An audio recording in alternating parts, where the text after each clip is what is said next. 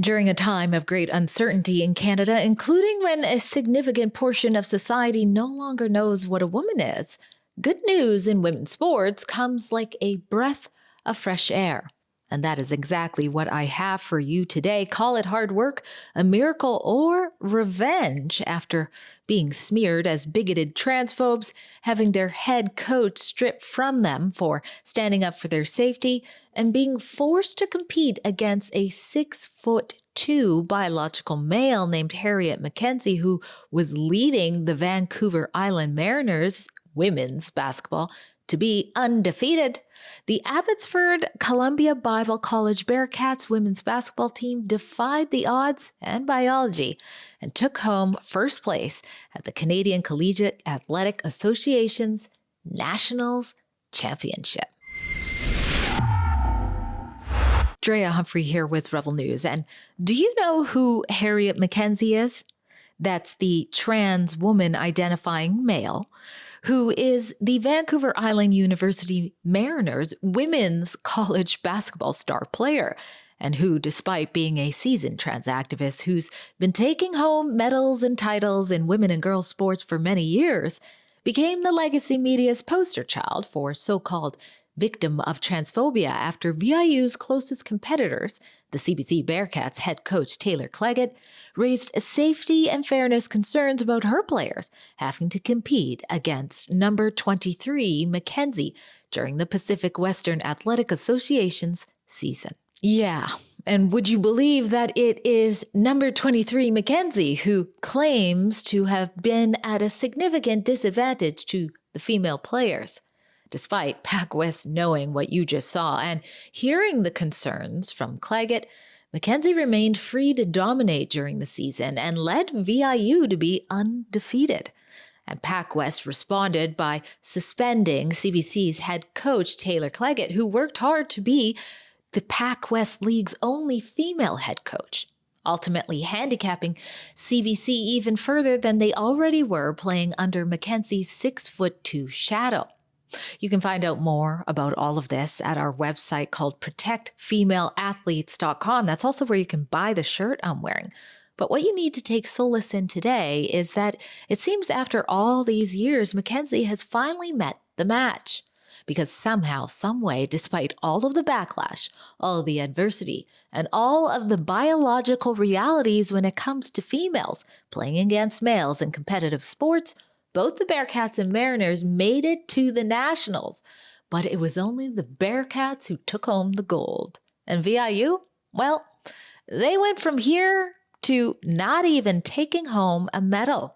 I caught up with Jay Park to bring you more about this fantastic win. He's the father of CBC's Grace Park, who, alongside Madeline Beerwald, achieved all-star status during the championship, while their teammate, Alyssa Rugden-Hill, rightfully earned the most valuable player in women's college basketball for the nation. Because VIU entered into the tournament ranked above us, because we came second in provincials and they were first, and we had 2 berths to nationals. So arguably, VIU had the easier pool to play with, and they didn't even place in the top 4. Wow. And so no medal. No medal. Wow. But somehow, being not even in the top 4, Mackenzie gets a distinction of some sort. Of course, yeah.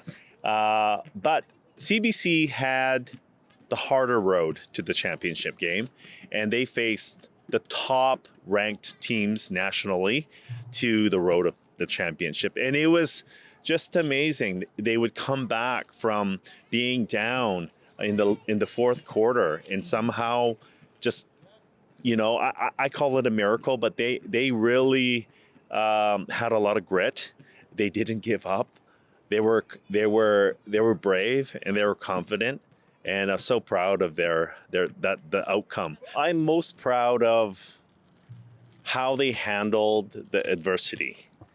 And so we can look back now with the national championship and all that, and people saying it's like a David and Goliath story or a Cinderella story, whatever you like. But, not many people got a glimpse into like after the game in the locker room, like driving home after, the news of the defeat or the cancellation of the coach and the tournament being hosted at CBC in Abbotsford. And I'm really most proud of my daughter and her team and the coaching staff and the school, how they just graciously handled all this adversity. And there were times that they were angry and also shed tears and frustration and the sense of injustice. But they really, I say this because I don't think I'm that good of a person. I'm that person where if I see something like that, I just want to do everything to just if there's a bully, I just want to stand up against bullies and protect people. I was like, why aren't you suing them, or why aren't you pursuing other measures? Why are you just being so passive? And I was that person. I was that dad saying, you guys should be doing way more. But you know what? I'm so proud because they took it, they internalized it. Also, they used it as fuel, and you saw the result. It was amazing. They got used by God to just, be a part of that amazing story. Yeah. And all glory to God because He really showed up, and it was a miracle. A miracle indeed.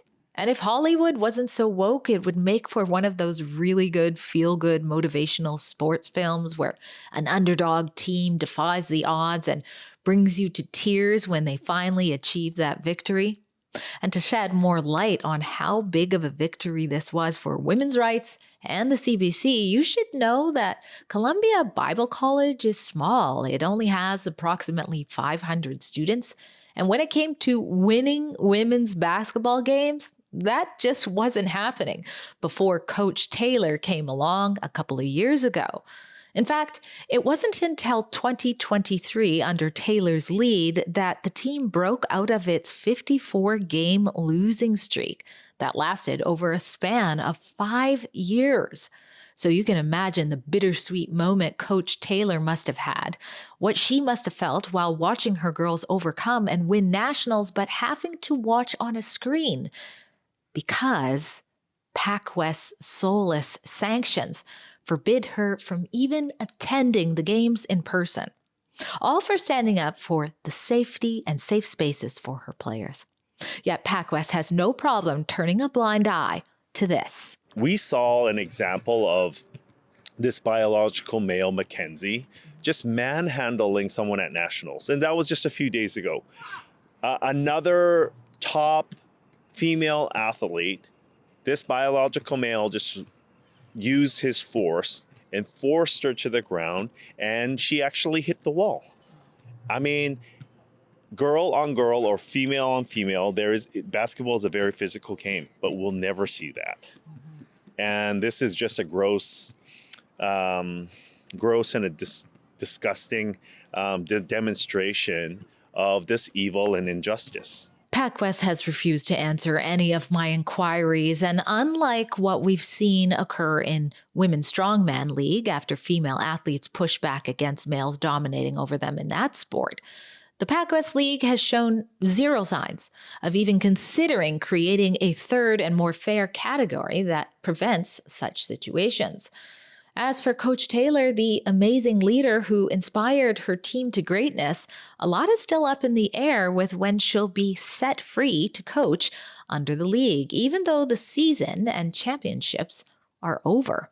Which is why, if you haven't already done so, you should join thousands of others who have gone to our special website, again called protectfemaleathletes.com, to join our email campaign demanding that PacWest end the political persecution of Coach Taylor and restore fairness in women's sports.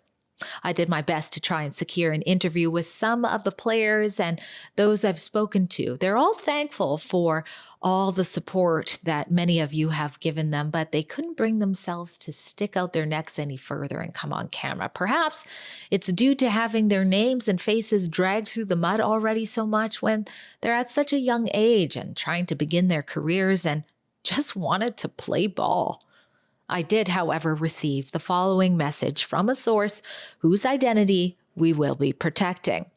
Winning nationals is the greatest feat. It is something you dream of but don't always see as possible. Things didn't go our way for so long, but we handled things the right way every week, even though others didn't and seemed to be out to get us. We stayed together, stayed positive, and followed rules. It seemed that each week things didn't go our way, but all of that led to the greatest accomplishment. And we can look back and say everything really did happen for a reason. Drea Humphrey for Rebel News. At Rebel News, we don't back down from bringing you the other side of the story, and that includes shedding light on a need for protected spaces for women and children. If you appreciate the work that we do and understand that we don't take any money from the government like 95% of the media in Canada does to do it, consider being a part of what makes it possible in a really fun way. Shopping, the best way to support us.